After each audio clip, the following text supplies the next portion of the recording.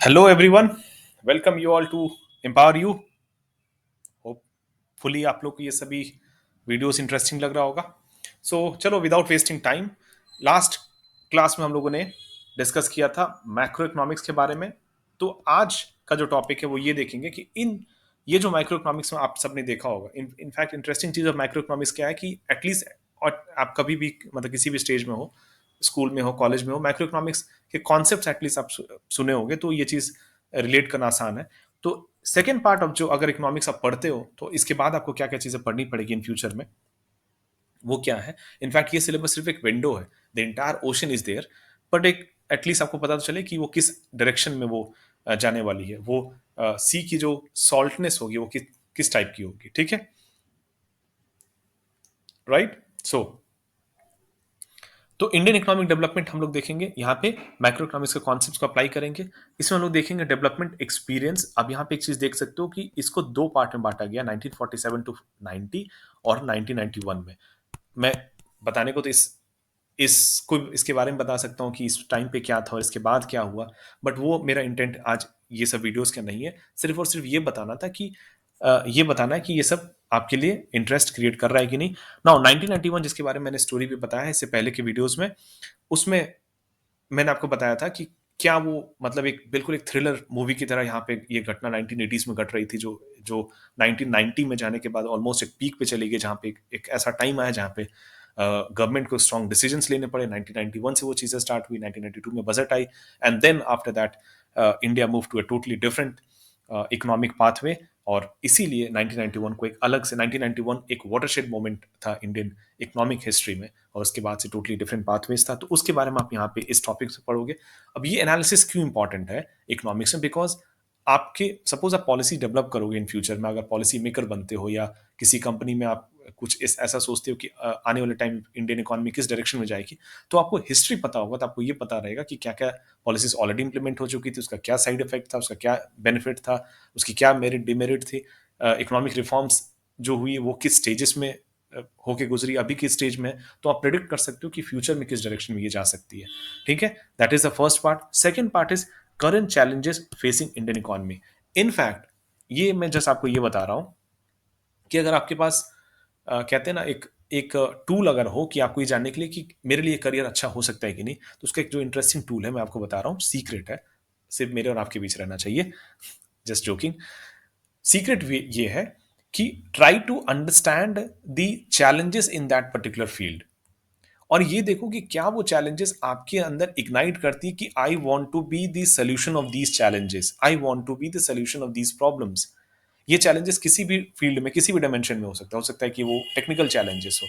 For example आप traffic में जा रहे हो, बहुत ज़्यादा क्राउडेड है, तो आप ये सोचते हो कि कैसे इस ट्रैफिक से आप लोगों को छुटकारा दिला सकते हैं। आपके पास इकोनॉमिक चैलेंजेस भी हो सकते हैं, आप ये सोच सकते हो कि जीडीपी इतनी तेजी से ग्रो करी बट फिर भी देश में इतनी अनएम्प्लॉयमेंट है, ठीक है। ये एक चैलेंज हो सकता है, इकोनॉमिक फील्ड में हो सकता है। आपके पास इन्वायरमेंटल चैलेंजेस को आप कह सकते हो, ग्लोबल वार्मिंग क्यों हो रहा है, क्यों इतनी जो रेनफॉल है वो एब्रप्ट से हो जाती है, वो अनइवन से हो गई है, पहले की तरह मानसून पैटर्न नहीं रह गई। तो चैलेंजेस किसी भी फील्ड में हो सकता है, सोशल फील्ड में हो सकता है, पॉलिटिकल फील्ड में हो सकता है। तो अपने आप जैसे चैलेंजेस आते हैं, just try to talk to yourself कि क्या क्या ये चैलेंज मुझे इग्नाइट कर रही है, मुझे मोटिवेट कर रही है इसके प्रॉब्लम्स के सॉल्यूशंस को जानने के लिए, डेवलप करने के लिए। That is a one part. So इस टॉपिक में आप लोग देखोगे कि व्हाट आर द चैलेंजेस, अभी के चैलेंजेस क्या है इंडियन इकोनॉमी में। इनफैक्ट ये टॉपिक अगर आप चैप्टर सपोज आप किसी भी क्लास में हो, अगर नहीं भी पढ़े हो, तो जस्ट ये रियलाइज करो कि अभी आज के टाइम में आपको क्या लगता है कि इंडियन इकोनॉमी में क्या क्या प्रॉब्लम्स हो सकते हैं। जैसे तो इसके लिए क्या करना है, कुछ न्यूज़पेपर्स देखो, पढ़ो, और कुछ न्यूज़ चैनल्स को आप देखो जो बिजनेस से रिलेटेड, जो इकोनॉमी से रिलेटेड है। उसके बाद देखो क्या वो चैलेंजेस हैं, और क्या वो चैलेंजेस, फिर से मैं एक ही चीज़ बता रहा हूँ, क्या वो चैलेंजेस आपको मोटिवेट कर रही है। जैसे अभी के टाइम में क्या क्या चैलेंजेस है, डेप्रिशिएटिंग रूपी, है ना, हिंदी में क्या है, रुपया गिर रहा है। तो रुपया गिरने का मतलब सबसे पहले तो उसका डेफिनेशन क्या है, और क्या ये डिप्रिशिएटिंग रूपी इंडियन इकोनॉमी के लिए बेहतर है या नहीं। बिकॉज अभी भी हम लोग क्रूड ऑयल जो वन ऑफ द, अगर एक दिन पूरे देश में पेट्रोलियम नहीं बिके, डीजल नहीं, पेट्रोल पंप्स अगर बंद हो जाए, सपोज, आप इमेजिन कर सकते हो कैसा सिचुएशन हो सकता है। तो इस डेप्रिशिएटिंग रूपी का इस ऐसे इंपोर्ट्स में क्या हो सकता है। दूसरी जो चैलेंज हो सकती है कि आपको पता है कि India is going through a demographic dividend phase. Demographic dividend phase का मतलब पूरे वर्ल्ड में सबसे ज्यादा जो प्रोपोर्शन ऑफ यूथ पॉपुलेशन है वो इंडिया में है। तो अगर सबसे ज्यादा यूथ पॉपुलेशन इंडिया में है, इसका मतलब सबसे ज्यादा इंप्लॉयमेंट भी इंडिया को जनरेट करना पड़ेगा। और अगर ये है तो क्या हम लोग उतनी इंप्लॉयमेंट जनरेट करके दे पा रहे हैं? ठीक है, that is the second challenge. Challenges बहुत सारे हो सकते हैं, अब मुझे यहाँ पे मैं लिस्ट आउट नहीं करूंगा, जस्ट ये बताना है कि ये सब चैलेंजेस का आपका सोल्यूशन ढूंढने का मौका मिलेगा। अर्बन वर्सेस रूरल का, कि क्या अभी हमारा देश का मॉडल डेवलपमेंट ऐसा हो रहा है कि जिसमें शहर बहुत तेजी से ग्रो कर रहा है और गांव पिछड़ रहा है? अगर ऐसा है तो इसका क्या इम्पैक्ट पड़ सकता है सोसाइटी में, पॉलिटिक्स में, देश में? ये सब चीजें आपको देखने को मिलेगा। रिच वर्सेस पुअर का आपको देखने को मौका मिलेगा। जब हम इन करंट चैलेंजेस के बारे में देख लोगे तो लास्ट में आप ये देखोगे कि what has been the development experience of India a comparison with neighbours. इसका ये क्यों जरूरी है? क्योंकि सपोज कोई भी चीज अगर आप पढ़ाई कर रहे हो तो आपके पास क्या है? Report card. रिपोर्ट कार्ड से आप क्या करते हो? रिपोर्ट कार्ड से आप ये जानने की कोशिश करते हो कि आप की प्रिपरेशन आप की प्रिपरेशन किस लेवल पे थी या कैसी थी अभी तक। उसी तरह से development experience of India, India जो डेवलप करी है, क्या वो जहां पहुंचना था वहां पहुंची है, उससे पीछे है, उससे आगे है? इसके लिए हम लोग क्या करते हैं, इस टॉपिक में आपको कंपैरिजन सिखाया जाएगा। कंपैरिजन बहुत सारे लेवल पे, बहुत सारे पैरामीटर्स में हो सकते हैं, जैसे कि एक उन देशों के डेवलपमेंट का कंपैरिजन जो एक समय में आजाद हुई, एक समय में इंडिपेंडेंट हुई। तो अगर पिछले 75 साल से अगर इंडिपेंडेंट है तो India, Pakistan, China, Bangladesh, Singapore. दूसरा कंपैरिजन हो सकता है जहाँ पे सेम लेवल ऑफ पॉपुलेशन हो, तो अलग अलग डायमेंशन हो सकते हैं पॉपुलेशन का, तो उससे ये पता चलेगा कि हम लोग कितना आगे हैं या कितना पीछे हैं और किन किन फील्ड्स में हमें इंडिया को काम करने की जरूरत है। अगर ये चैलेंजेस फिर आने वाले फ्यूचर में शायद आप में से कोई इकोनॉमिक्स सुनते हो तो उन चैलेंजेस को आपको पिकअप करने की जरूरत है। राइट, ठीक है। तो ये तो हुई इकोनॉमिक्स से रिलेटेड। चलिए मैं आपको एक, इससे पहले कि मूव करूं आगे के कुछ टॉपिक्स में, आज के वीडियोस में मैं आपको एक इंटरेस्टिंग सा चीज दिखाता हूं। ये है one of the leading institutes of in India, that is Indian institute of foreign trade. ठीक है, Indian institute of foreign trade है ना। यहाँ पे मैं जो क्यों बताना चाह रहा था ये चीज, कि अगर आपको इकोनॉमिक्स में इंटरेस्ट है तो इकोनॉमिक्स में अगर आपको इंटरेस्ट है तो आप ऐसे, सबसे पहले ऐसे इंस्टीट्यूट्स में आप पढ़ाई कर सकते हो, और ऐसे इंस्टीट्यूट्स में पढ़ने के बाद आपके पास कौन कौन से करियर ऑप्शंस खुल सकते हैं, जिसका जस्ट मैं आपको करियर्स के मैं बताऊं कि करियर्स के बारे में भी बताऊंगा। तो ये सब चीज़ें हैं ना, जो चीज़ें मैं आपको यहाँ पे बताना चाह रहा हूँ, ये चीज़ यहाँ पे आप एक बार इसको एक बार देख लो। ठीक है ना, बैच डेमोग्राफिक्स, यानी कि बैच डेमोग्राफिक्स का मतलब क्या हुआ कि कौन कौन से, अगर एक सपोज 2022 में अगर 100 स्टूडेंट्स जाते हैं तो 100 स्टूडेंट्स में कौन कौन से बैकग्राउंड के स्टूडेंट्स वहां पे आते हैं, बिकॉज ये आईआईएफटी जो है वो पोस्ट ग्रेजुएशन डिग्रीज के लिए। ठीक है, तो इसका मतलब है कि अब टिल ग्रेजुएशन किस टाइप के स्टूडेंट्स रहे।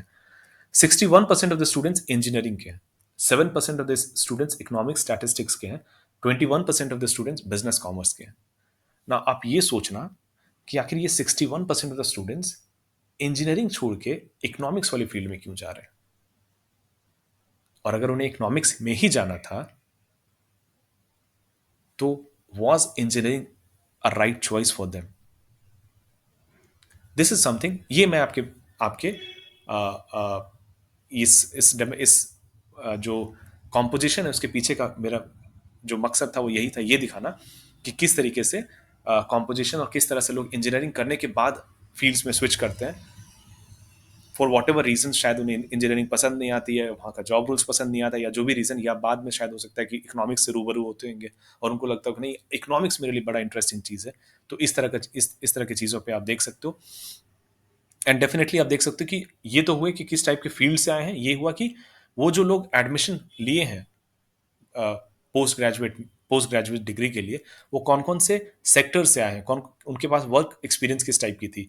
तो एक है आईटी वाले फील्ड से आए हैं, फाइनेंस वाले फील्ड से आए हैं, operations, others, consulting, sales and marketing. Now इसमें अगेन क्या देख सकते हो, आईटी से, इंफॉर्मेशन टेक्नोलॉजी से, कंप्यूटर साइंस हर जगह है, उसमें से 35% जो है वो कंप्यूटर साइंस वाले स्टूडेंट्स हैं। यानी 35% वाले स्टूडेंट्स अब जो है इस डिग्री के बाद कोडिंग में अपना करियर नहीं बनाएंगे। वो करियर कहाँ बनाएंगे? वो करियर कहाँ बनाएंगे?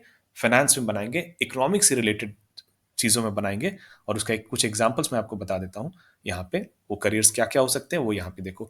डोमेन वाइज डिस्ट्रीब्यूशन, यानी कि इसके बाद जब लोग प्लेसमेंट के लिए गए तो 30% of the population went to sales and marketing, another 21% went to finance, and इस तरीके से, यानी कि close to half of the population जो है कहाँ पे गई, टोटली सेल्स मार्केटिंग फाइनेंस वाले फील्ड में गई। ठीक है, और उसमें ये सब है, कौन कौन से सेक्टर्स है इसके बारे में आप लोग पढ़ सकते हो, ये रिपोर्ट है, इसके बारे में और भी डिटेल में आप लोग चाहो तो जा सकते हो यहाँ पे। और इसके बारे में मैं जस्ट आपको एक एक्सपोजर दे रहा हूँ।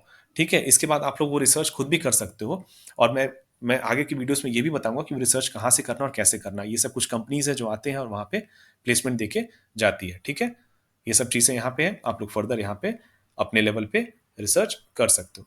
राइट, नाउ अपने लेवल पे रिसर्च कर सकते हो। Now so this is it for today.